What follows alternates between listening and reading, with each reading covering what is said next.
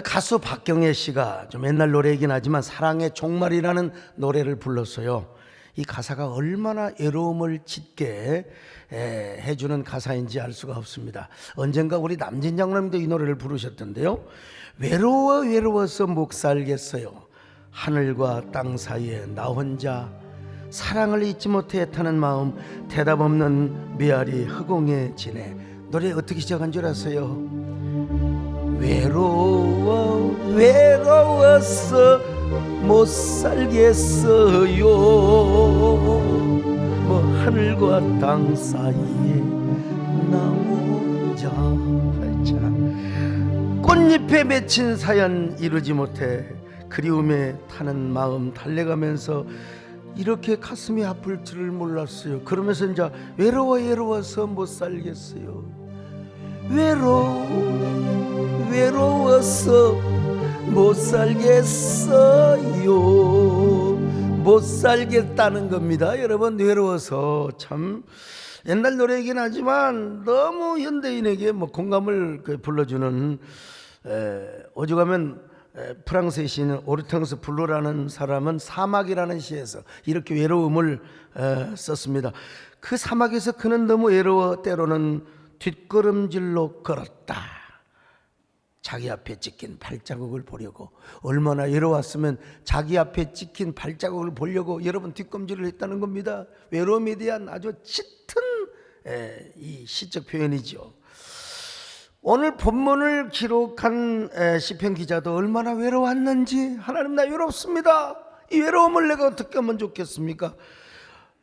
얼마나 외로웠던지 자신이요 광야의 올빼미 같고 황폐한 곳에 부엉이 같다는 겁니다. 자, 102편 6절 같이 봅니다. 시작. 나는 광야의 올빼미 같고 황폐한 곳에 부엉이 같이 되었사오며. 여러분, 올빼미가 어떤 새인 줄 아세요?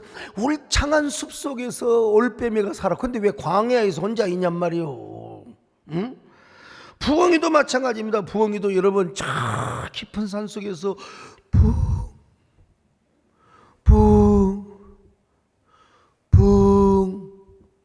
모르세요? 광야에서 이게 왜 숲속에, 울창의 숲속에 사는 새가 왜 광야에 있냔 말이요. 여러분, 그만큼 지금 자신이 외롭다는 것입니다. 그뿐입니까? 그는 지붕 위에 외롭게 앉아있는 한 마리 참새 같다는 거예요. 자, 7절 한번 보실까요? 시작. 내가 밤을 새우니 지붕 위에 외로운 참새 같으니이다. 여러분, 참새는 짹짹거리며 떼거지로 몰려다니는 새입니다. 그런데 어떻게 참새가 한 마리가 지금 이게 외로이 있단 말. 여러분, 참새 한 마리 있는 거 보셨나요?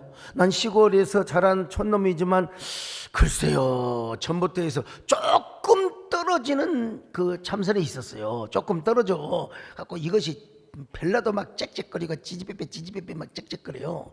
예. 그리고 이제 어떻게 해서 또 그냥 포수가 총을 쐈는데 하필이면 또 거기가 맞아버려 갖고 그냥 떨어져 가지고 말이요, 그 자기 남편 참새한테 제발 나 한 다음에 바람 피지 말고 다른 여자 사귀지 말고 애새끼들 말이요 다 그냥 잘 챙겨주고 어쩌고 하니까 이게 수참새가 뭐라고 한 줄 알았어요. 아이고, 포수님 저 주둥이 한 반만 더 쏴주세요. 여러분, 이 참새가 외로이 혼자 있을 수가 없는 겁니다. 여러분, 지금 특별히 시편 기자는 중년의 외로움을 노래하고 있습니다. 중년의 외로움. 자, 23절입니다. 시작. 그가 내 힘을 중도에 세역하게 하시며 내 날을 짧게 하셨도다. 여러분, 중년은 왜 그럴까요? 계절로 말하면 가을입니다. 사춘기, 여러분 청소년 시기에는 막 봄이라고 해요. 봄. 그런데 인생에게는 사춘기만 있는 게 아니라 제2의 사춘기, 이걸 사축이라고 그래요. 영어로 리애돌로센스. 이거요, 참 이게 신체적으로 변화가 있습니다. 흰머리가 나기 시작하고 몸이 힘이 빠져 옛날 같지가 않습니다. 자식과 팔씨름을 해도 여러분 지는 거예요. 커가는 딸과 비교해봐도 엄마의 피부와의 뭐는 말이야 축 처지기 시작하고 몸매도 그냥 정부미 보리밥처럼 이렇게 그냥 퍼져가는 겁니다. 심리적인 변화도 마찬가지입니다. 무엇인가 성취하지 못하는 것에 대한 압박감, 내 나이 먹도록 뭘 했단 말인가, 뭐 괜히 이런 압박감이 생기는 거예요. 내가 해놓은 일도 없이 그 나이가 뭐 먹어가는 거 아닌가, 이런 생각이 듭니다. 그래서 젊었을 때 꿈꾸며 누렸던 낭만은 다 산산조각이 나버린 것 같고, 이제 남은 것은 인생의 석양길을 달려가는 것 같아요. 그러니까 스스로 뭐예요? 외로움을 느끼는 겁니다. 더구나 중년 여성들은 더더 그렇습니다. 남편 늦게 귀가하죠. 애들 학교 가고 학원 가고 지들은 지대로 문 딱 걸어 잠그고 엄마하고 소통 안 하죠. 이게 조용한 집안을 지키는 중년 여성, 자연스럽게 뭘 느껴요? 빈둥지 신드롬. 빈둥지 증후군. 어떤 분이 저한테 문자가 왔어요. 목사님, 빈둥지 증후군이 아닌가요? 여러분, 증후군을 조금 유식한 말로 할 때 신드롬이라고 하는 거예요. 똑같은 말입니다. 여러분. 중년이 오면 또 왜 이렇게 뭐 잔병이 많아요? 그냥 옛날 같지가 않고 뭐 심각한 질병, 어떤 사람한테는 막 암이 찾아오고 말이죠. 그래서 오늘 시편 기자가 뭐란 줄 알아서 두려워가지고 주여 나를 중년에 데려가시면 아니 되옵니다 주님. 자, 오늘 24절 같이 보실까요? 시작. 나의 말이 나의 하나님이여 나의 중년에 나를 데려가지 마옵소서. 주의 연대는 대대에 무궁하니이다. 아까도 말씀드린 것처럼 사춘기는 봄이라면은 사축이 제2의 사춘기는 가을이요. 가을은 들뜨는 계절이 아닙니다. 외로움을 느끼는 계절입니다. 봄이 되면 막 가슴이 막 여러분 뭐 그걸 젊은 애들 말로 막 썸 탄다고 그래요. 막 썸 타. 근데 가을은 썸 타는 계절이 아닙니다. 완전히 달라요. 가을은 우수 같은 계절입니다. 단풍 드는 모습을 봐도 이상하게 우수 같은 기분이 들어요. 단풍이 낙엽이 되어 떨어지는 모습을 보면은 이상하게 그 낙엽을 밟을 때마다 내 인생도 이렇게 가는구나. 그러면서 프랑스의 시인 구르몽의 낙엽이라는 시가 생각이 안 나. 여러분 그 낙엽을 밟으면서 이 시가 생각이 안 난다면 그건 말이 안 되는 거죠. 시몬, 나뭇잎새 져버린 숲으로 가자. 낙엽은 이끼와 돌과 오솔길을 덮고 있다. 시몬, 너는 좋으냐? 낙엽 밟는 발자국 소리가. 종약하고요, 가까이 오라. 우리도 언젠가는 낙엽이리라. 가까이 오라. 벌써 밤이 되었다. 바람이 몸에 스민다. 시몬, 너는 좋으냐? 낙엽 밟는 소리가. 여러분, 이런 시를 들으면서 막 썸 타고 막 말이요, 막 그냥 뭐 밀당하고 싶고 막 누군가 막 그냥 막 이런 분위기 막 들뜨고 그런 분위기가 생깁니까? 여러분, 아니요. 괜히 쓸쓸하고 외로움을 주는 그런 분위기를 우리에게 갖다 주는 겁니다. 가을은 외로운 계절입니다. 그리고 가을은 이별을 생각하게 하는 계절입니다. 10월이 되면은 여러분 뭐 10월에 멋진 날이라는 노래도 있지만 10월이 마지막 밤이라는 노래도 있어요. 여러분 아시죠? 지금도 기억하고 있어요. 10월의 마지막 밤을 뜻모를 이야기만 남긴 채. 그 다음에 이제 중요한 겁니다. 여러분, 우리는 헤어졌지요. 헤어져. 난 오늘 또 이 설교 듣고 나도 헤어질까 이런 생각하면 난 곤란합니다. 여러분, 가을 하면은 썸 타는 분위기보다는 막 외로움, 이별의 분위기. 그러다 보면 또 이제 나의 노년이 생각이 나요. 이상하게. 여름이라고 하는 건 하지가 있어요. 그냥 낮이 얼마나 긴지요. 특별히 알라스카 같은 데 가보면 이거 막 밤 11시 12시 돼도 훤해요. 여러분, 이게 젊은 때가 그렇습니다. 젊을 때는 왜 이렇게 시간이 안 가는지 몰라. 왜 그렇게 그냥 인생이 지루하고 마냥 길게 만들게. 그런데 중년이 되어봐요. 내가 언제 나이가 이렇게 50이 됐나. 아이고, 그냥 10년이 그냥 강산이 변하듯 바로 그냥 옛날에 무슨 강산 변하다 그러지만 비행기 타는 것처럼 날개 다는 것처럼 그냥 바로. 가을이 되면요, 여성들이 더 외로워지는 또 이유가 있어요. 빈둥지 신드롬뿐만 아니라 가을이 오면은 일조량이 적어져 가지고 여러분요, 햇빛을 덜 받으니까 이게 우울해진다는 겁니다. 그리고 막 잠도 안 오고요. 왜? 멜라토닌 분비가 적어지니까요.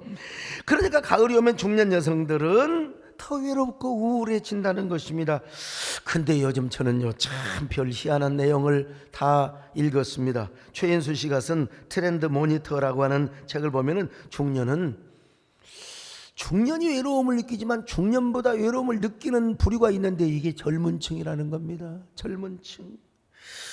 아니, 젊은 층이 왜 외로움을 갖느냐? 이게 스마트폰 때문이라는 겁니다. 스마트폰이 자신에게 외로움을 달래줄 줄 알았는데 아이고, 달래주지 못해. 뭐 희망을 갖다 주는 것도 없어. 그렇다고 스마트폰 없으면 또 안 됩니다. 여러분, 아무리 스마트폰을 쥐고 있어도 세상에는 나 혼자밖에 없다는 걸 느낄 때 고독해지더라는 겁니다.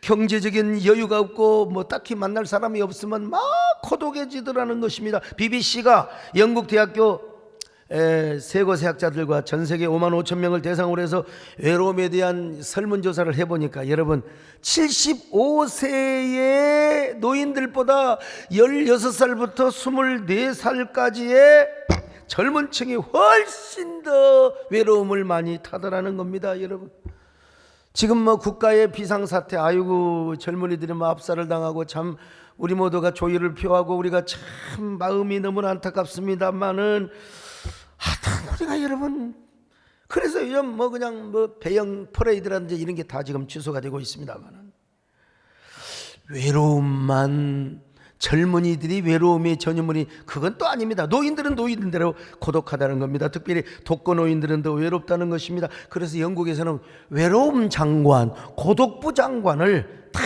임명을 했다는 거 아닙니까? 세웠다는 거 아니에요.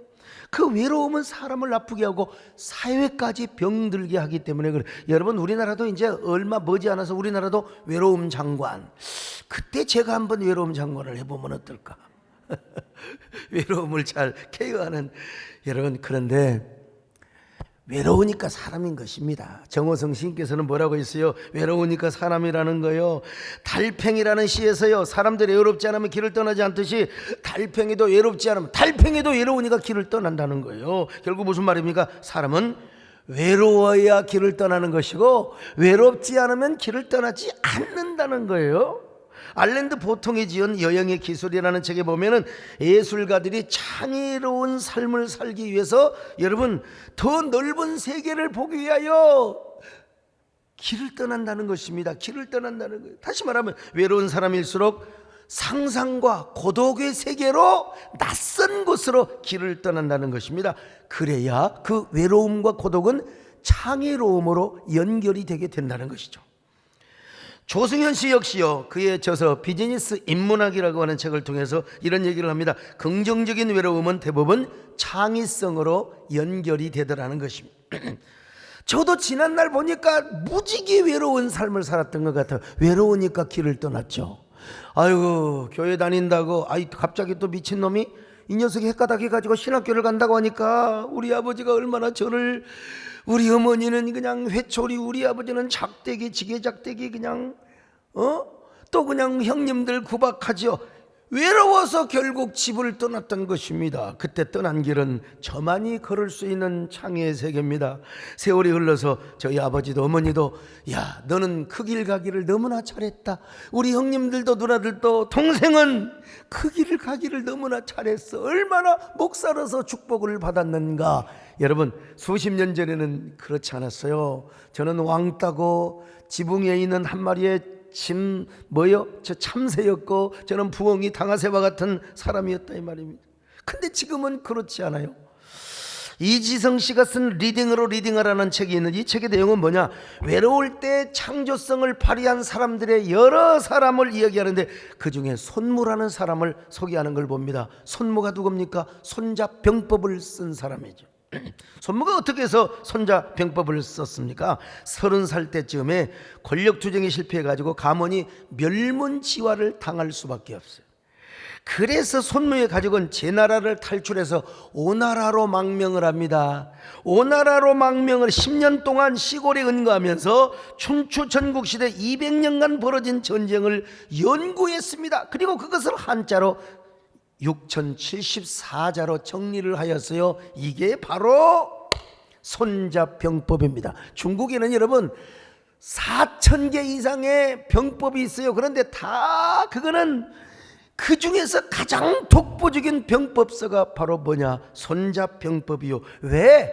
외로웠기 때문에 이런 글을 쓸 수가 있었고 병법을 쓸 수가 있었던 것입니다. 여러분 성경을 보면 바울 서신도 마찬가지입니다. 바울 서신의 그 대부분이 여러분 옥중 서신이에요. 바울이 감옥에 안 갔으면 그런 옥고와 같은 하나님의 말씀이 아마 쓰여지지는 않았을지도 몰라요. 존 번연의 철로 역정이나 디포가 쓴 로빈스 크루소나 여러분 모두 감옥에서 여러분 썼다는 사실을 아십니까? 저는 지지난주 군산 지역 기독교 연합 집회를 인도하고 왔습니다. 집회를 마치고 첫날 저녁 우리 김관영 도지사님과 식사를 했어요. 예, 저 도지사님이 이래봬도 제 고등학교 후배입니다. 근데 이 도지사님께서는 얼마나 머리가 좋은지 19살 때 공인회계사를 합격하신 분이요. 참 얼마나 머리가 좋아. 그리고 20대 때 행정고시 사법고시를 패스한 천재 중에 천재라 이 말입니다, 여러분. 예? 근데 참나 그렇게 천재도요, 어떤 목사님 와서 아이 도지사님 저 알아보시겠어요? 그랬더니 아이 누구시더라? 많이 본 것 같은데. 아, 내가 그 얘기를 듣고 얼마나, 아니 저희 교회 오셔서 간증도 하셨잖아요. 예. 야, 천재도 이렇게 까먹을 때가 있다는 사실. 저는 여러분 행정고시나 사법고시를 패스한 사람은 아닙니다. 운전면허 국가고시는 패스한 사람이에요. 근데 여러분 그분에게도 고난이 있었어요. 국회의원을 2번 하고 나서 3번째 낙선의 고배를 마셨습니다. 그리고 2년 동안 길고도 짧은 고난과 고독의 시간을 가졌어요. 근데 그 고난과 낙선의 고배가 결국은 도지사를 당선하게 만든 거죠. 그리고 고난과 고독의 시간 속에서 사색하고 묵상한 그 내공으로 여러분 지금 전라북도 도정을 완전히 쇄신하고 있고 창의적 경영을 하고 있어요. 250명의 사무관들에게요, 다른 지자체에 가서 광역 시 도에 가서 가서 좋은 부분을 따와가지고 우리 전라북도에다가 적용할 수 있는 부분을 A4 한 장으로 딱 보고서를 내라. 그리고 여기서 15명을 추려가지고 승진을 시키겠다고 하니까 여러분 사무관들의 눈에 레이저빛이 그냥 나오는 거예요. 그냥. 그러니까 여러분 창의적인 아이디어들이 얼마나 많이 나오겠습니까? 그런가 하면은 막 6급 7급 공무원들에게 보고서를 쓰겠다는 거, 내가 만약에 전라북도 도지사가 된다면 도를 이렇게 발전시키겠다. 여러분 얼마나 도지사님이 직접 그 보고를 다 한 사람당 3분씩 5분씩 다 받는 거예요. 그러니까 얼마나 풍부한 아이디어가 많아지겠습니까? 그 아이디어를 가지고 전라북도의 밝은 미래를 이루어갈 것인가?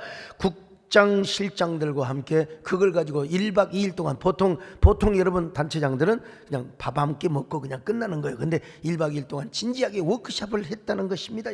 내 이야기를 듣고 이야기를 건네줬습니다. 아이고 우리 후배 지사님, 다윗도 성경을 보면은 유다 지파 한 지파를 잘 다스렸을 때 나중에 12지파를 다 이렇게 맡겼습니다. 그거 무슨 말인지 알죠? 그러니까 잘하고 있다가 나중에 하나님께 더 크게 쓰임 받으시기를 바랍니다. 목사는 항상 축복을 하고 다녀야죠. 내가 그렇게 또 기도도 해주고 왔습니다. 여러분. 무슨 말입니까? 결국 사람은 외로워야 길을 떠난다는 것이에요. 외로울 때 떠나는 길은 어떤 길입니까? 여러분 고독의 길, 외로움의 길을 그 속으로 깊이 가는 게 아니라 창의성의 길로 가는 거예요. 여기서 우리가 깨달아야 될 것이 하나 있는데 그것은 바로 무엇이냐? 우리의 외로움을 창의성으로 연결해야 된다는 것입니다. 외롭다고 절망하고 여러분 삶을 포기할 것이 아니라 오히려 창조성으로 연결하라는 겁니다. 독창의 길로 가라는 것입니다. 그럴 때 여러분 우리의 삶이 언제나 생산적이고 창의적인 작품 결과를 만들게 된다는 거예요. 부족하지만 저도 마찬가지입니다. 여러분 수많은 외로움의 순간, 고독의 시간들이 많았기 때문에 오늘의 소목사로 서 있는 거지요. 지금까지 고독한 시간이 없으면 어떻게 창의적인 목회를 하고 창의적인 설교, 여러분 이런 설교 아무나 이렇게 그냥 막 입만 열면 줄줄 나온 줄 아세요? 그렇지 않잖아요. 더구나 코로나라고 하는 긴 고독의 순간이 아니었으면 어떻게 제가 메디컬 처치를 시작했겠어요? 한번 생각해 보세요. 메디컬? 아니 당시에 여러분 정치인의 말을 들었습니까? 전부 다 국민들이 다 막 정치인들에게 막 반항을 하고 막 교회를 향해서도 반항을 하고, 그런데 누구 말은 들었냐면 의료진들의 말을 들은 거예요. 의료진들의 말을, 그냥 그분들이 뭐냐면 슈퍼 히어로, 그냥 국민적 영웅이 됐어요. 오죽하면 여러분 이런 말이 있잖아요. 남편이 죽었어요. 그래서 이제 영안실로 남편을 이제 끌고 가는데 남편이 막 손을 까딱까딱하고 막 그냥 막 입을 막 이렇게 하니까 아들이 그래 엄마 아빠 살았나 봐 빨리 그러니까 뭐라고 한 줄 아세요? 야 이놈아 의사 선생님이 돌아가셨다고 했잖아 이놈아. 그 정도로 의사 선생님의 말을 믿었어요 여러분. 그러니까 제가 그런 하이 콘셉트를 가지고 여러 가지 창의적 목회를 할 수 있다는 거 아니에요. 결국은 외로우니까 저도 길을 떠난 것이었고 고독의 눈물을 흘렸으며 그 눈물은 바로 뭐냐, 하하, 창의적 영감과 상상력을 만들어 준 거죠. 여러분도 마찬가지입니다.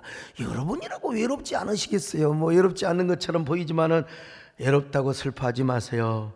어떤 사람은 너무 외롭다고 막 생을 포기하고 있는, 어떤 사람은 그럴 용기가 있다면 막 고독사가 막 많지 않습니까 여러분? 그런데 그런 용기를 가지고 차라리 포근하게 여러분의 외로움을 안아주세요. 안아줘. 그리고 그 외로움을 창의성으로 연결을 하는 거예요. 외로울 때 그 자리를 떠나서 여러분 독창성의 길로 갈 줄 아는 사람, 이런 사람은 창의적인 삶을 삽니다. 언제나 예수 그리스도의 사랑 안에 삽니다. 그리고 그 사랑을 느끼며 살아가게 되어 있습니다. 그러니까 언제나 그의 삶은 창의적이고 그리고 생산적인 결과물을 만들어내게 되어 있어요. 여러분 모두 다 이런 사람이 되시기를 축원합니다. 어두운 밤에 캄캄한 밤 새벽을 찾아 떠납니다. 떠나요. 할렐루야. 종이 울리 닭이 울어도 내 눈에 이었어. 우리가 만난 차가운 새벽이었어.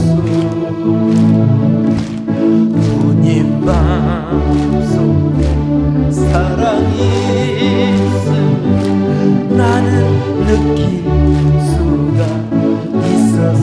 할렐루야.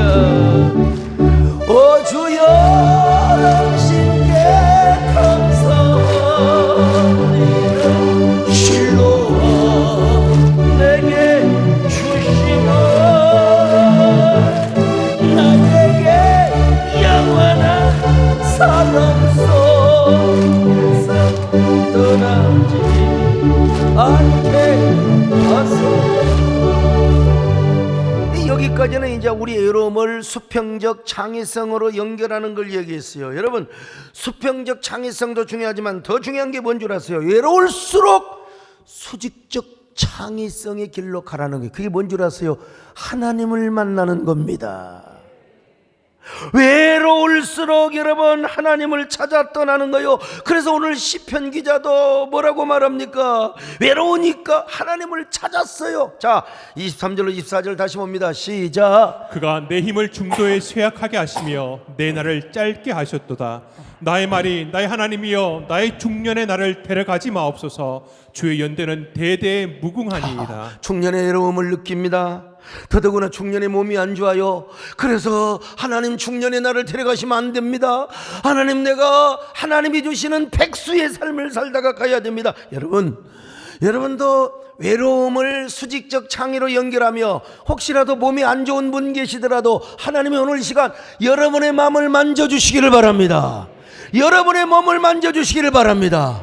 그래서 중년에 절대로 죽지 마시고, 여러분 적어도 레이커즈 와일에 의하면은 2045년도까지만 여러분 버티라는 거 아닙니까? 그럼 150살을 산대요. 여러분 다 150세까지 사시기를 주의 이름으로 축원합니다. 마음에 나는 사람, 웃기는 사람 하지 마세요. 그냥 여러분, 모세도 고독할 때마다 하나님을 찾았습니다. 엘리야도 로뎀나무 아래에서 얼마나, 더더구나 여러분 우리 예수님은 어떻고요?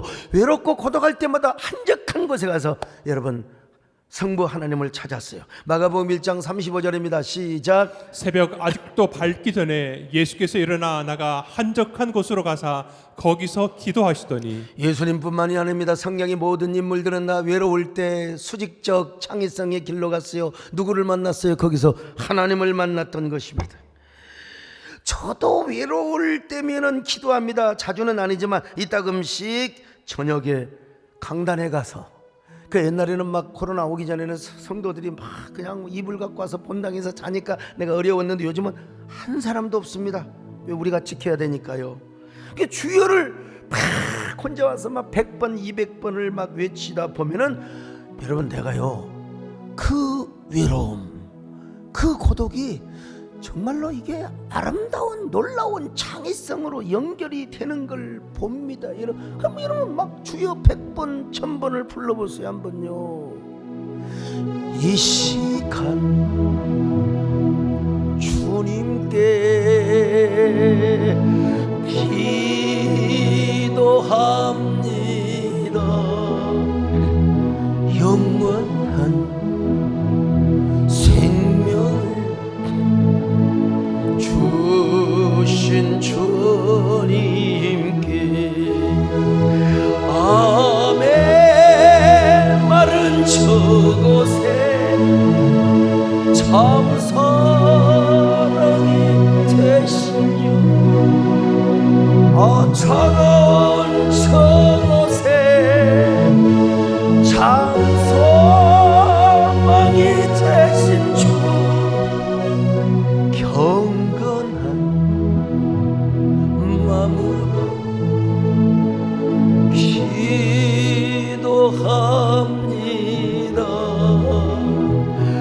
영원한 생명을 주신 주님께. 제가 이런 걸 이야기하다 보면은 신학생 시절에 참 부끄러운 에피소드가 하나 있어요. 전 학교 안 가는 날은 그냥 무조건 광주신학교 3층 채플에서 기도하였거나 아니면 무등산 기도원으로 갑니다. 특별히 백암교회 개척하던 시절에 방학 때는 아예 무등산 헐먼 수영관에서 살았어요. 얼마나 하나님을 찾고 기도했는지 보니까 시편 기자도, 오늘 본문의 시편 기자도 마찬가지요. 자, 시편 102편 1절로 2절입니다. 시작. 여호와여, 내 기도를 들으시고 나의 부르짖음을 주께 상달하게 하소서. 나의 괴로운 날에 주의 얼굴을 내게서 숨기지 마소서.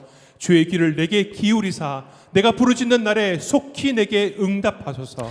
근데 이렇게 이제 기도를 하는데 한 번은 필리핀에 선교사라고 계신 저희 입학 동기 임종웅 선교사님이, 이분은 여러분 목포 성경고등학교를 졸업하신 분이에요. 이게 얼마나 때깔때깔한지 몰라. 저는 이제 일본 고등학교 졸업해갖고 바로 신학교 가서 아무것도 몰라요. 교회 문화도 모르고 신학교 문화도 모르는데, 여러분 성경고등학교를 다니면서 목포에서 교육전사를 하고 아니 신학교를 왔으니 얼마나 때갈때갈하고 양글양글하겠습니까? 자, 그런데 이분이 어느 날 저한테 와가지고, 지금 오늘 광주 무등 경기장에서 해태 타이거즈와 오비 베어즈와의 프로 축구가 아니죠, 프로 야구를 하는데 같이 가겠느냐고. 제가 뭐라고 말한 줄 아세요? 임종웅 전사님, 신학생이 돼가지고 틈만 나면 기도를 해야지. 무슨 얼마나 타락을 했기 때문에 프로야구를 볼 시간, 기도나 하세요. 내가 그랬어요. 내가 얼마나 오만했는지 내가 임종훈 선교사님한테 공개적으로 내가 사과를 했습니다. 여러분 프로야구도 봐야죠. 프로야구도 봐야죠. 뭐 프로축구, 그냥 뭐 좋은 콘서트 있으면 가야죠. 그런 것에서 힐링을 받고 내가 정서적 순화를 이루는 거 중요한 겁니다, 여러분. 그런데 그때는 제가 저만의 신앙에 갇혀 있었어요. 물론 지금 생각해봐도 저다웠습니다. 소강석이 다 왔어요. 왜 그런 줄 아세요? 당시 신학생 소강석은 그럴 수밖에 없는 게, 예수 믿는다고 신학교 가는데 집에서 쫓겨났어요. 여러분 얼마나 제 삶이 처절하고 간절했겠습니까? 그 간절한 마음을 가지고 기도하는데 어디 프로야구가 내 눈에 들어와요? 어디 감히 여러분 무슨 콘서트가 내 눈에 들어오겠느냐 이 말이요. 저는 한시라도 하나님의 사랑을 찾고 예수님의 사랑 속에서 여러분 제가 기도하는 거예요. 저의 외로움과 고독을 뭘로? 하나님 앞에 창조성으로 연결하는 삶을 살았던 것이죠. 지금도 그렇습니다. 외로우면 외로울수록 성경을 묵상합니다. 기도하고 찬양합니다. 사명을 생명으로 여기어 여러분 사명의 길로 달려간다 이 말입니다. 물론 좋은 책 읽죠. 좋은 노래 듣죠.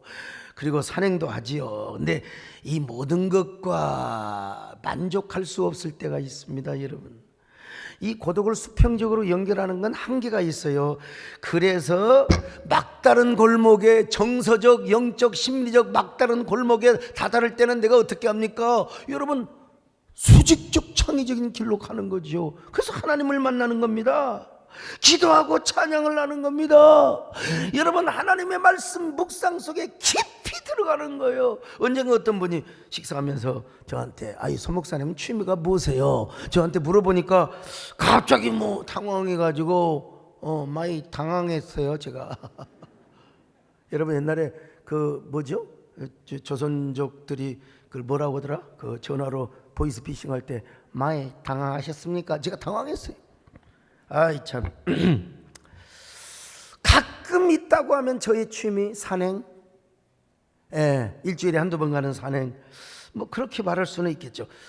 어떤 분은 사진 찍는 걸 취미 삼으려고 열심히 사진 찍는 기술 배우고 있는 분도 계세요. 제 주변에 목사님들 중에도요 아주 사진 찍는 취미를 갖는 분들이 제법 많습니다. 그리고 당신께서 찍은 사진을 가지고 달력도 만들고 그러는데 내가 볼 때는 별거 없어요. 별거 없는데 이게 예술적이니 뭐니 그냥 그래요. 우리 이종민 목사님도 사진 찍는 기술이 보통이 아닙니다. 그래가지고 제가 이렇게 앉아 있으면 목사님 좀 이렇게 하세요. 근데 언젠가 총회 중부협의회에서 주관하는 홍콩 행사를 갔는데 행사 이후에 홍콩 야경 멋있잖아요. 야경을 보기 위해서 어느 언덕을 올라갔는데 거기 하필이면 사진 찍기를 좋아하는 사람이 딱 계셔가지고 앵글을 딱 잡아놓고요. 목사님 저리 좀 가세요. 앵글을 딱 세워놓고요 이렇게도 돌리고 저리 돌리고 조리개를 돌리고 그냥 적당히 찍으면 얼마나 좋아. 딴 데도 가야 되는데 자기 혼자 여행을 합니까? 그리고 좀 찍으면 좋을 텐데 주변을 또 돌아봐요. 이게 사진 찍는 사람들의 뭐냐면 이게 가오입니다. 가오. 굉장히 자기가 작품 사진 잘 찍은 것처럼 딱 보다가 내가 볼 때 똑같아요. 똑같아. 안개가 오는 것도 아니고 구름이 오는 것도 아니고 자 보자. 이때가 적기다고 딱 찍고 작품 나왔습니다. 여러분, 그런 분들과 여행 가면 피곤합니다. 여러분. 저는 아직 그런 재미는 못 누리고 있습니다.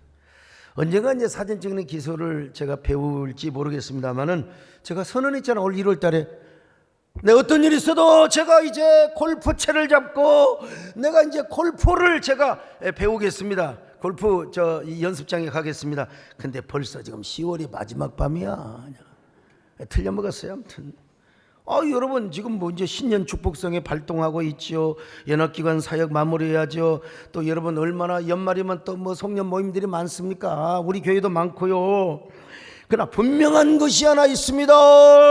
그것은 뭐냐? 외로울 때 저는 길을 떠난다는 사실입니다. 수평적 창의성의 길을 떠나든지 아니면 수직적 창의성의 길을 떠나든지 둘 중에 분명히 하나라는 사실입니다. 외로워야 길을 떠난다. 지지난주 목요일에 우리가 한 1200명 목사님들을 모셨어요. 그 중에서 500여 명의 그 목사님들, 그냥 미자립교회 목사님들은 바로 그 즉석에서 100만 원씩 현찰을 다 드렸거든요. 근데 우리 교회 재정이 넉넉해서가 아니라 어려운 교회를 지켜내기 위해서 처절하게 몸부림치고 있는 어려운 목회자들을 격려하기 위해서 여러분들의 그 땀과 눈물과 사랑이 젖어 있는 헌금으로 그런 지출을 했던 거예요. 그런데 어떻게 이런 악의적인 인포데믹이 나올 수 있단 말인가? 아니 세상에, 미자립교회 목사님들 여러분 얼마나 간절했으면, 얼마나 간절한 마음을 가지고, 여러분 제가 그랬거든요. 그때 간절함이 있으면 방법이 보입니다. 간절함이 없으면 핑계밖에 안 보여요. 여러분 똑같이 코로나를 겪었는데 어떤 교회는 왜 부흥하고 어떤 교회는 왜 쪼그라드느냐?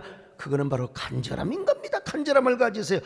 그런 간절함을 모르고 뭐라고 그러냐, 여기 소목사가 어느 특정 집회에 가라고 그래서 돈을 줬다는 이런 인포데믹을 만들어내 가지고 뭐 단톡방에 돌아다니고, 이야, 이게 뭔 줄 아세요? 안토니 그람시의 전략입니다. 이게 동성애를 퍼뜨리기 위해서 안토니 그람시는 동성애가 맞다고, 검은 것을 흰 것이라고 10번 20번 얘기하면 이게 믿는 게 여러분 사람들의 마음이라는 거예요. 참, 이야, 그러니까 얼마나 불안하고 초조했으면 이런 거짓 악성 루머를 만들어냈을 것인가. 얼마나 확증 편향성 선택적 지각이람. 여러분 뉴스가 나오고 여러분 그냥 거기에 대한 보도가 나오는데도 그런 건 안 믿고 단톡방에 돌아다니는 인포데믹 쓰레기, 이게 뭐예요? 찌라시라고 합니까? 아무튼 간에, 이야, 그걸 또 믿고 퍼나르는 사람들을 얼마나 참 불쌍합니까? 내가 허허 웃었지만 이가 좋아서 웃었겠습니까, 여러분? 어이가 없고 외롭기 짝이 없는, 그럴 때마다 저는 어떡합니까? 또 길을 떠나는 거죠. 길을 떠나는 거야. 외로우니까 길을 떠나는 거요. 그러니까 저한테는 무수한 창의적인, 어떤 분이 문자로 저한테 오더라고. 목사님, 그러니까 시인이 되는 거지요. 더 좋은 시, 더 위대한 시를 쓰시겠네요. 여러분 참, 그러니까 제가 창의적이고 생산적인 사람으로 발전을 안 할 수가 없는 거죠. 여러분도 마찬가지입니다. 수평적인 창의성의 길을 떠나든지 수직적인 창의성의 길을 떠나든지 간에 여러분 고독의 영성이 얼마나, 그런 의미에서 헬리나 오웨는 고독의 영성을 그렇게 부르짖었던 것입니다. 여러분, 고독의 영성과 고독의 알고리즘은 완전히 다른 거예요. 고독의 영성은 고독의 영성, 고독한 그 상황을 통해서 오히려 외로움을 창의성으로 연결하는 게 여러분 고독의 영성이에요. 그러나 고독의 알고리즘은 고독에 갇혀가지고 아이고 울고 싶어라, 죽고 싶어라, 이게 이제 고독의 알고리즘에 빠진 거죠. 여러분 행여라도 여러분 어떠한 외로움, 고독이 오더라도 극단적 생각하지 마시고요, 외로움을 안아주세요. 그리고 창의성을 발휘해 보세요. 아, 행복합니다. 성숙합니다. 가슴이 넓어집니다. 마음은 여러분 이팔 청춘이란 말이요, 몸은 늙어갈지 모르지만 성경에도 그런 말씀이 있잖아요. 육신의 사람은 후패하지만 여러분 우리의 속사람은 날마다 새로워지도다. 중년이 되어도 청춘의 삶을 살고 여러분 노년이 되어도 만년 청춘의 삶을 살아가게 되는 것입니다. 오늘 아까 이보 예배 때 새로 오신 분이 85세야 시집을 썼다고 저한테 선물을 주는 거예요. 이야, 저는 한 70대인 줄 알았어요. 그래 85세래요 여기 85세 돼가지고 막 아유 허리가 아프고 회개하세요. 그분한테 도전받아요. 시를 쓰더라니까 시를 써가지고요. 여러분 어떠한 삶을 살아가시렵니까? 그냥 성숙하고 하나님 앞에 눈부신 삶을 살아가고 싶어요? 아니면 맨날 깽깽거리고 그냥 날마다 거짓말하고 남에게 나쁜 프레임 씌우면서 그렇게 살아가시겠습니까? 여러분 이게요, 고독의 알고리즘에 갇혀 있으면요 누군가를 공격하지 않으면 살아갈 수가 없어요. 막 인포데믹 환자가 되는 거예요. 근데 고독을 창의성으로 연결하는 사람은 이야, 참 얼마나 행복하겠어요. 얼마나 성숙하겠어요. 얼마나 열정적이겠습니까? 여러분이 고독하다고 슬피 울며 탄식할 때 우리 주님이 함께 하신다는 사실을 믿으셔야 됩니다. 그리고 그 주님과 함께 걸어갈 때 우리가 창의적인 사람이 되고 젊은 사람이 되고 언제나 창조적인 사람이 되는 겁니다. 그러므로 이제부터 외롭다고 한탄하지 마시고 주님과 함께 창의성의 길을 걸어가시기를 바랍니다. 지금도 인생은 아름다워 라고 하는 영화가 상영 중에 우리 배세영 집사님이 오셨는데 저분도 이 고독하니까 글을 쓰는 거죠. 맨날 그냥 허벌나게 좋기만 하면 이 글이 안 나오는 겁니다. 오랜만에 우리 또 이영렬 검사장님 서울중앙지검장을 하셨잖아요. 검사장님을 하셨잖아요. 이제 오늘부터 우리가 이제 자문 변호사로 모시려고 하는데 대충 홍보하면 고시가 됩니까? 아무리 머리가 좋아도 대충 홍보하고 대충 그냥 놀다가 공부하고. 여러분, 이런 사람은 고시되면 안 됩니다. 여러분요, 생사람 잡아요. 생사람 잡아. 열심히 공부를 열심히. 여러분, 목사도 설교를 이게 그냥 여러분 입만 열면 나오는 줄 알아요. 아니 여러분요, 고독한 시간을 통과해야 이런 말씀을 전할 수 있다는 사실을 아셔야 돼요.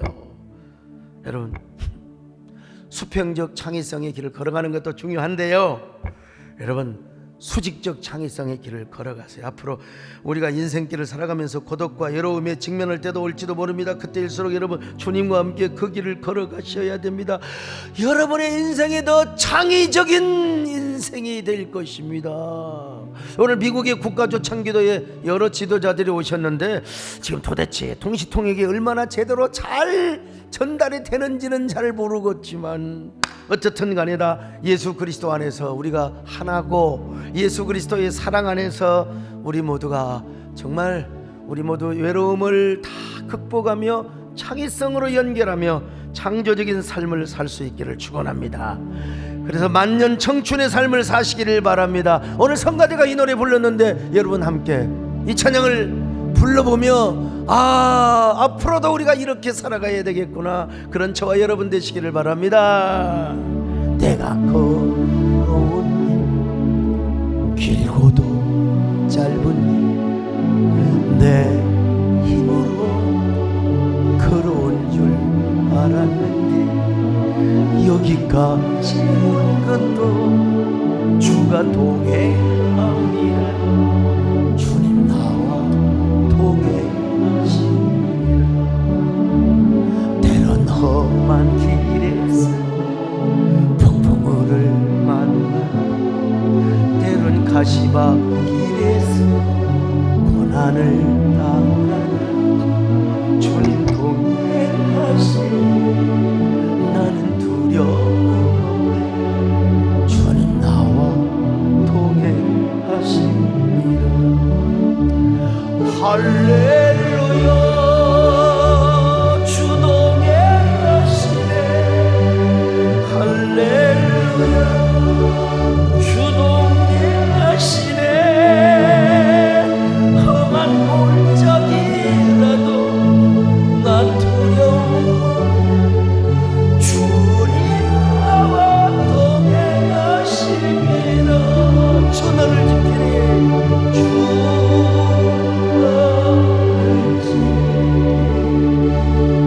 아무 때나 어디서 주를 지키래. 늘 지켜줘. 가슴에 손을 얹고요. 여러분, 내가 고독할 때, 창의성으로 연결하려고 할 때 주님이 여러분의 마음을 만져주십니다. 여러분의 마음을 쓰다듬어 주십니다. 십자가에 못 박인 그 피 묻은 손으로 여러분의 머리를 쓰다듬어 주십니다. 그럴 때 여러분들은 정말 위대한 창의적인 사람이 됩니다. 다시금 우리가 하나님의 사랑을 깨닫습니다. 예수님의 사랑을 깨닫고 그 안에서 여러분들이 창조적인 사람으로 다시 태어나게 되는 것입니다. 주여, 우리가 이러한 삶을 살게 하여 주시옵소서. 한 1분 동안 여러분 마음속으로 속삭이는 기도를 하시길 바랍니다. 주님, 앞으로 어떤 삶의 역경과 또 고독의 순간이 온다 하더라도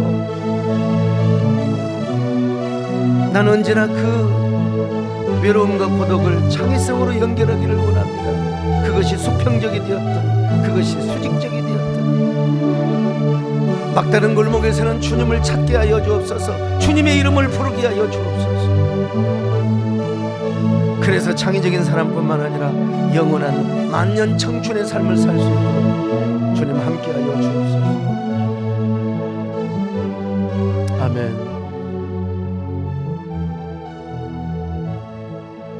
할렐루야. 하나님 고맙습니다. 외로움을 창의성으로 연결하는 창조적인 삶은 그리스도 안에서만 가능합니다. 하나님, 우리가 주님을 붙잡고 그러한 삶을 살 수 있도록 함께하여 주옵소서. 예수님의 이름으로 기도 올리옵나이다.